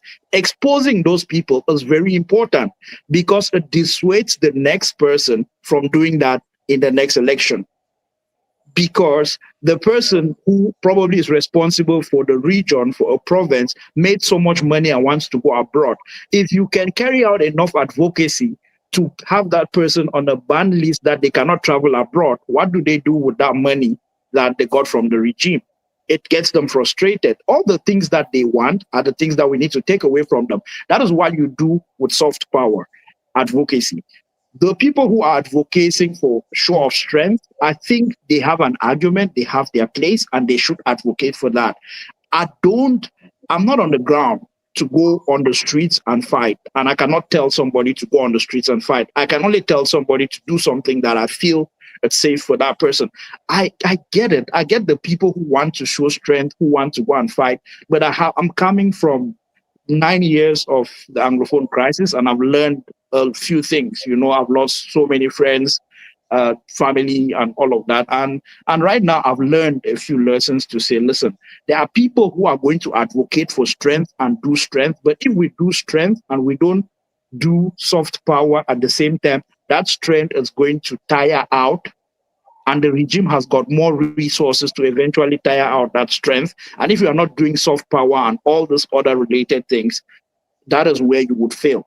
If you just take one approach, which is hard approach. I'm saying take a collective of strategies and push them all out at once. That's why I said we needed to help. We need to help Tchiroma. We need the opposition. We need to pressure the opposition. I know so many people are defending the SDF that we don't have to be bashing them. But at the beginning of the elections, OC said they have representatives at every polling unit. Why are those representatives not coming out with the SDF, the PVs from the various polling units to show the people if the numbers that Elecam has published are true? Why are we not pressuring? I mean, we cannot defend OC just because he's Anglophone and no, he's one of our own. No. It's a political party, and that party was formed on the blood of Anglophone people. Our parents, our brothers died for SDF to be formed. Now, if SDF has representatives in 31,000 polling units, why are we not seeing the CVs? What's the policy within the SDF to release those PVs? So those are the things. We don't only have to look at the regime. We have to look at the smaller pieces of the puzzle. That's what I'm saying. And I'm not arguing with those people who want to show strength. I mean, there's 29 plus million Cameroonians. The military is not even up to 100,000. It's 37,000 all plus their reservists. It's a very small number. The truth is, if you got 5 million people on the streets across the country, will run down the military in a week. But can we do that? Can we realistically do that? If we can do that, I think Ben's argument here is that they would not think twice if it takes killing 5 million people in one day. Am I right, Ben? Yeah, exactly. I mean, they are ready and willing to do everything in their power to remain there. We need to understand this. This has to be understood, because if we don't understand that, if the people believe that the BR regime is made of people who are considering or entertaining the idea of not being in power anytime soon, then that's a huge mistake. They are in power. They love being in power. They will do anything and everything in their power to remain there. This is what the first thing everyone needs to understand. And we saw that. There was an election 3 weeks ago. The people of Cameroon actually decided to change their president. And they elected Mr. Tchiroma. Everyone saw that. But the people in power decided to change that. They don't respect the people of Cameroon. And so what makes you think that they will respect when you come in a few days to tell them, okay, listen, let's talk? I don't think this is the time to talk. I mean, I believe that if Cameroonians want to waste time, they have the choice they can decide to go talk. And they will talk all the time you can think of. And it will give nothing, because time is on their side. Think about this. Mr. Biya is planning to swear in as president again in a few days. Now, the strategy that is adopted, let's talk about ghost towns, for instance. Again, don't get me wrong. I support the ghost towns, but I'm just showing the limits of the ghost towns. Is that the idea is that it's going to impact the government's finances, the government's treasury. Now, that's true. But what if this government has 2 or 3 months worth of reserves to pay government workers' salaries? So if the government can pay its bills for 2 or 3 months, your ghost town is going to have no impact over the next 60 days. And if you give this government 60 days, it's game over. Why? Because they will do everything that needs to be done to remain in power. So you have to understand what's at stake. You have to understand that, one, you have no time, because the minute Mr. Biya does what he wants to do in a few days, swears in as president again, the next step's going to be to change the constitution, and he will do that. And when that constitution is changed, there's going to be a vice president who, if something happens to the president, that person becomes the president for them. So when you wait 1 month because you want to hit the government financially, you are actually giving them time to implement their plan. And in 30 days, you will have a system where the problem is no more Mr. Biya, but it's now Mr. Biya and his vice president. Because the new laws will say, if Mr. Biya is not there, then Mr. Ngongo takes over. So now you have someone who has a claim on the presidency. Then your whole plan goes down. So what we are trying to tell Cameroonians is that they don't have as much time as they think. This is not something they should wait out. They should act, and act now. let me come back to you and talk about the urgency of the next steps that need to be taken. Mr. Mbu, you've heard the different strategies that Ben and Derek are outlining. Which one seems more feasible to you? Okay, thank you. First, I want to say that I strongly disagree the strategy where there will be need to use force. Anyone who has lived the Anglophone crisis will know that that is a strategy that is going to be counterproductive. We cannot be advocating for force when we've realized that the force that the Anglophones have put up for these 9 years have failed and have failed woefully, because at the end of the day, it is Anglophones that are falling in the hands of this force. We must understand that you can't keep doing something in the same way and expect a different result. Cameroonians are not prepared for that strategy, which is a strategy of the use of force. At the end of the day, we're going to lose many Cameroonians to that, and nothing will come out of it. We understand that it is going to be difficult to convince the people who are in government to listen. We understand that it is going to be a very difficult thing to be able for Tchiroma to be able to get his acclaimed victory. He can use any other strategy, but that strategy of force should be rolled out. The second thing we should be thinking about in relation to this strategy of force is how delicate the ground north is in relation to the fact that people are allowed to take up arms. It is going to be very dangerous. We have Boko Haram on the other hand. We have insurgents that are in Chad. We have them in Central African Republic. We have some in Nigeria, and these are our neighbors. And if the population are instigated to pick up arms, it is going to allow for easy infiltration of all of these armed groups. And before you know it, there is going to be a bloodbath. And let us know that just as suppose fighting has been going on in the northwest and the southwest, life has been going on in other parts of Cameroon as if nothing is happening. And if that happens in the ground north, life will go on in Yaoundé in the south and some part of the west as if nothing is happening.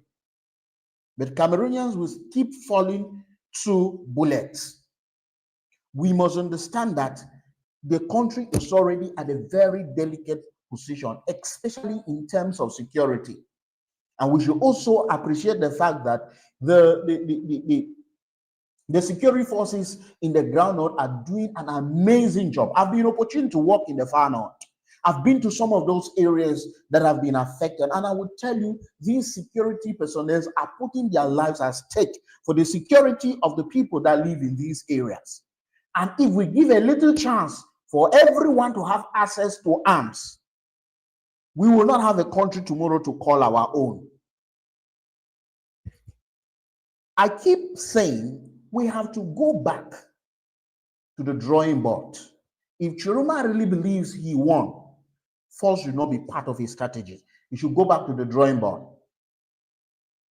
Talk to the people that matter. And when I talk about the people that matter, it's not just the ministers in Yaoundé. It's not just the directors of the various government institutions. I'm also talking about military personnel, reaching out to them. We saw what happened in Côte d'Ivoire, 2010, 2011, where the military broke into two camps. And eventually, one camp captured the other. This strategy, I don't even see it also going to come to that point. Yes. Yeah, I am a little bit confused. It appeared to me previously that you said Tchiroma won and the elections were rigged, and those who committed the fraud should be taken to court. Now, it seems to me that you are saying that if Tchiroma believes that he won, giving me the impression that you are saying that Tchiroma did not win. Where are we? Well, I'm saying so on the legal terms, because at the end of the day, whatever the Constitutional Council says stands. It is at the position of the person who feels that he or she has been cheated is to come forth and to defend his position.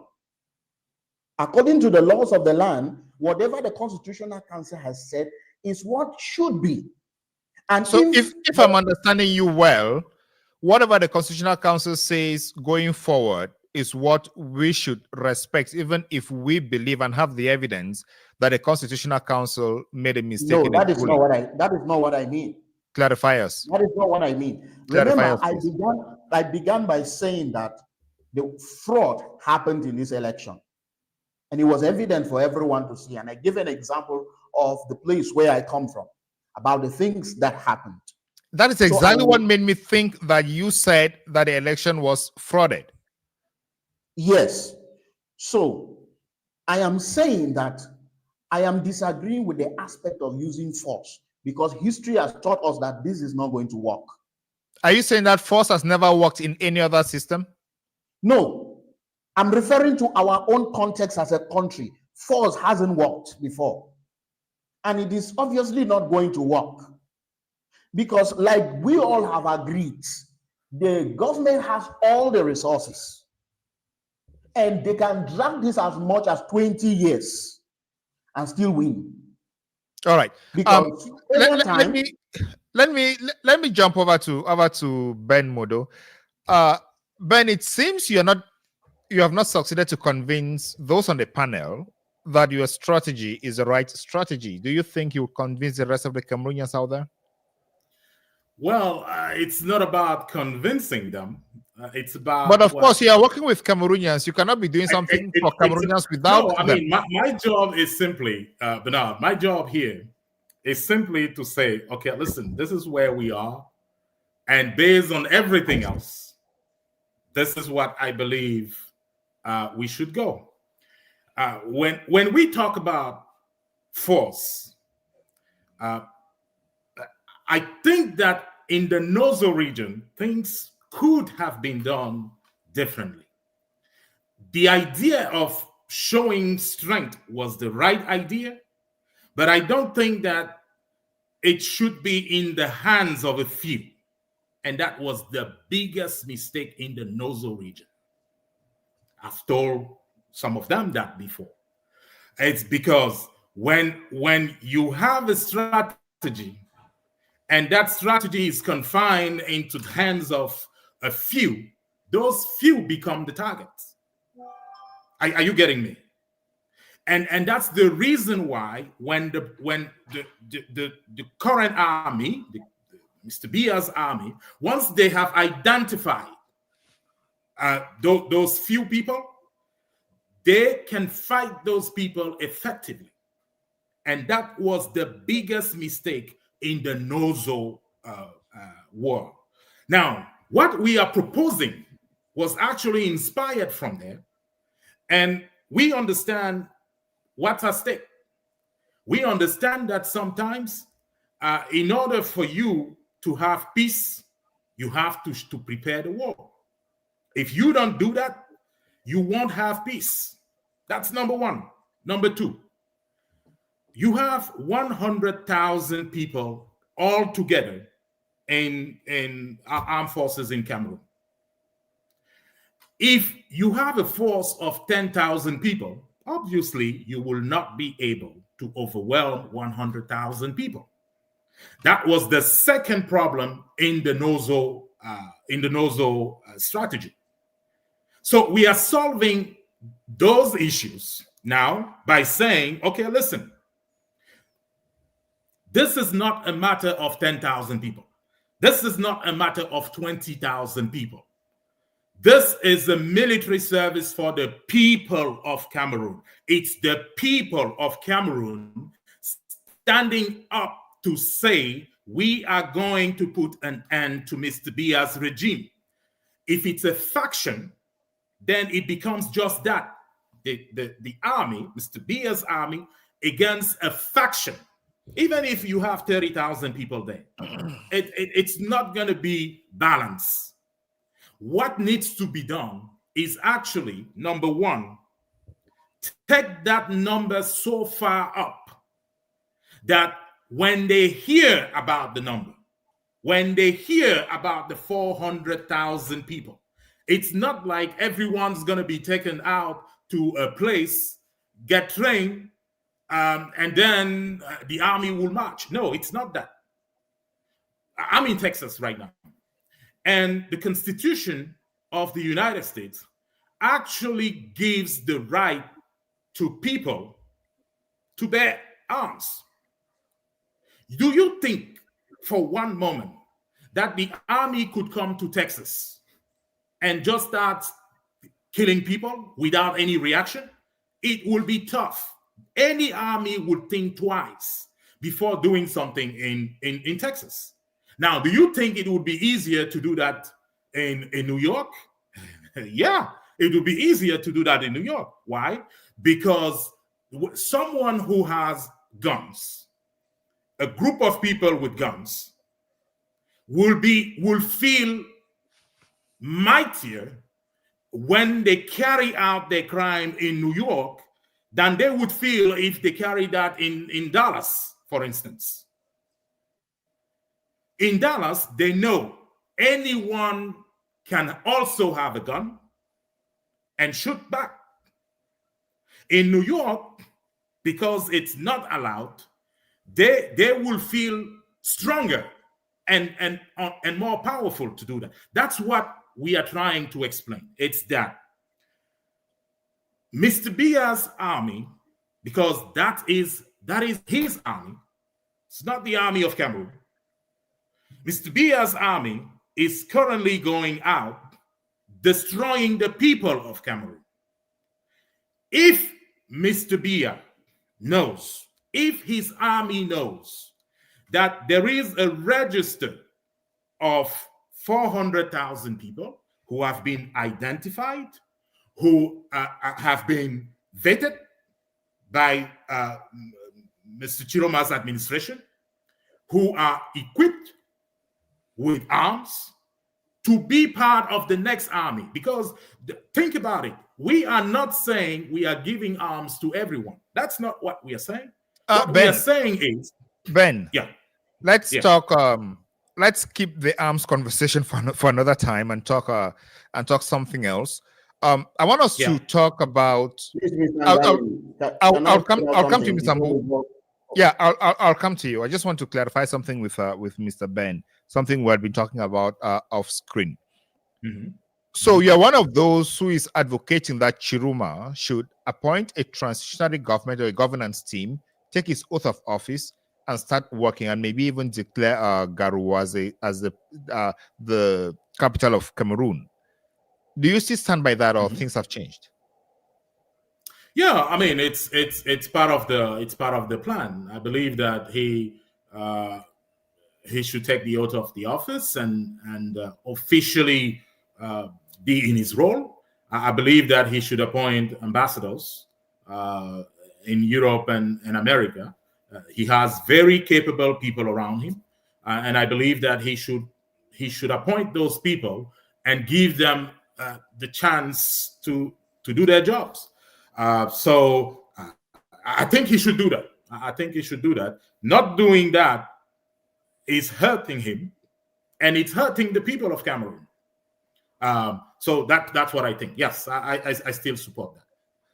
So at this point, if he's going to appoint a team, a governance team that he's going to work with, it's I know in today's world we can work remote, but those who are working with him will need to survive. Where would we take the resources from to pay the staff?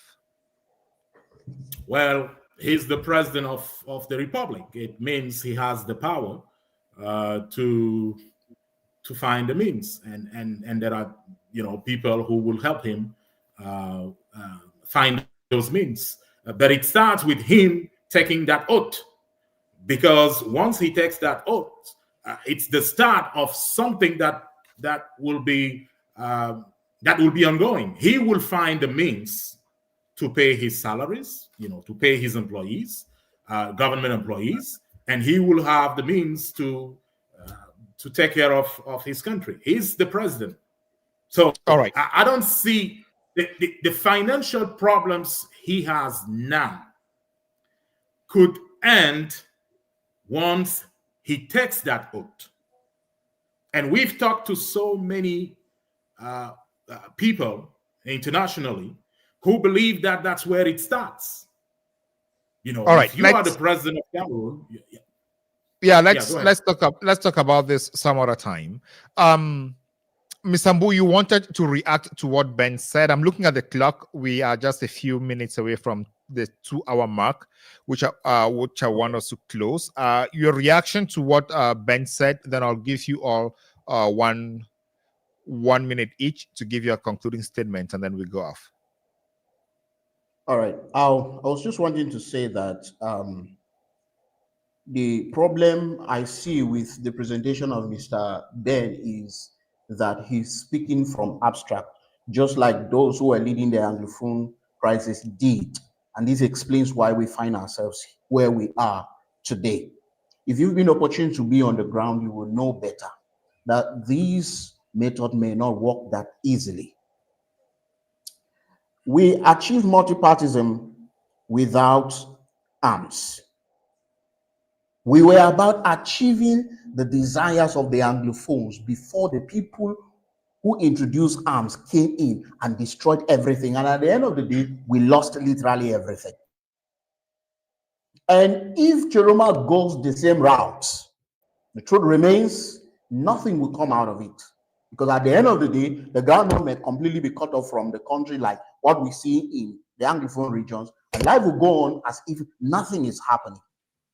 My call, therefore, to Cameroonians is, I am still advocating for non-violent means of reclaiming victory. Non-violent means.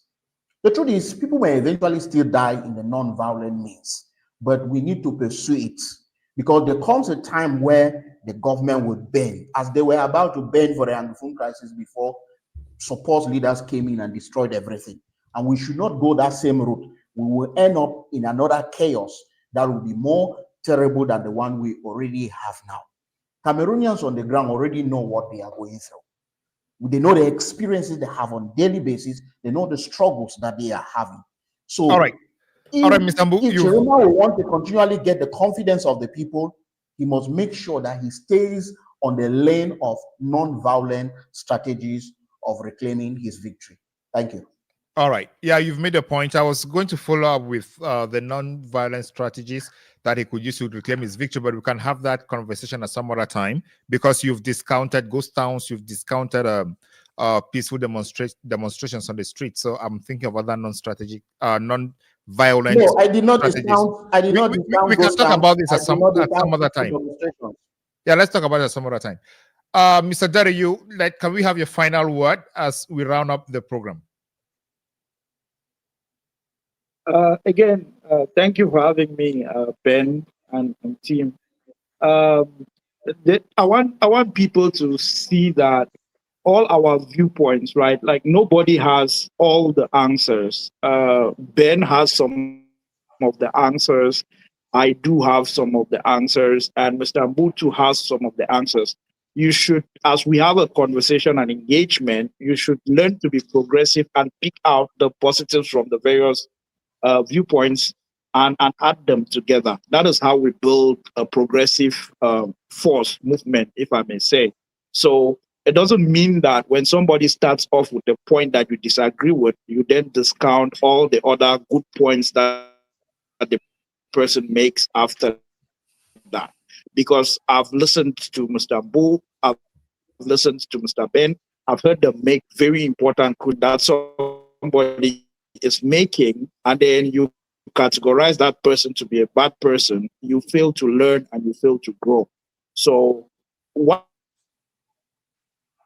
I'm hoping to see in the next few days, today Tchiroma said he was scattered away by a faction of patriotic military. What I would care to see in the next few days is if he would call on that faction of patriotic on his side, because I think if he calls, some military are going to take up that responsibility to defend what is called his vote. votes. And once you have a little bit of military standing up to defend the people's vote against Tchiroma, it's on. I think that is where the show of force can come, where military who believe that Tchiroma won the election stand up to defend that. That's what I believe. And all the other strategies that I said, it's what civil society should be doing, what legal minds should be doing. Media, we need to expose the people who actually rigged the election from community level.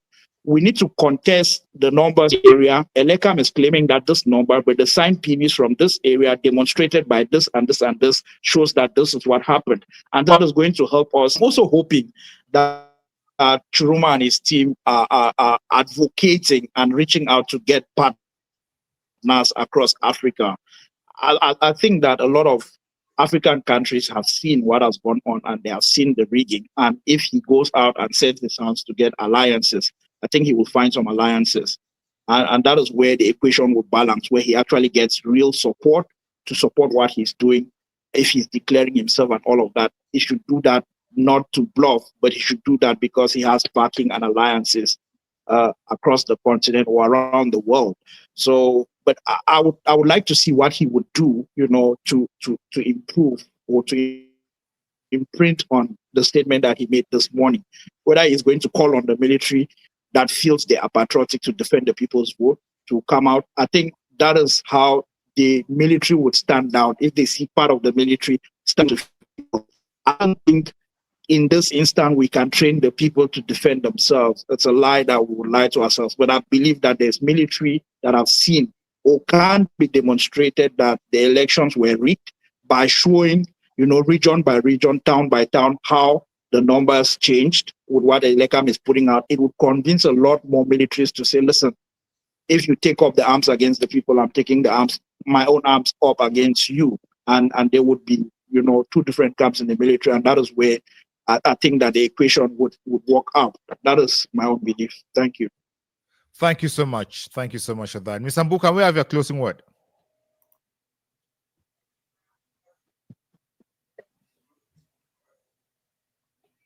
Hello, Ms. Ambu, can you hear me?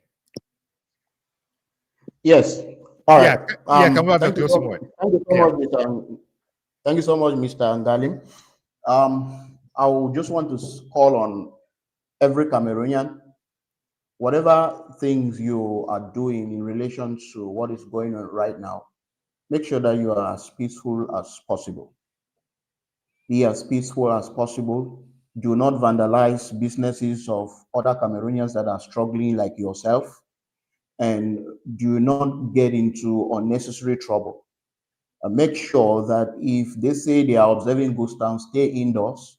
There's no reason going out to show that you can do better. We've lived in the Anglophone regions and we know when it is ghost town, we locked ourselves indoors because that's the best security. If something happens to you in your house, it's better than happening to you on the street because you disobeyed maybe an instruction that could harm you or be disadvantageous to yourself and your family.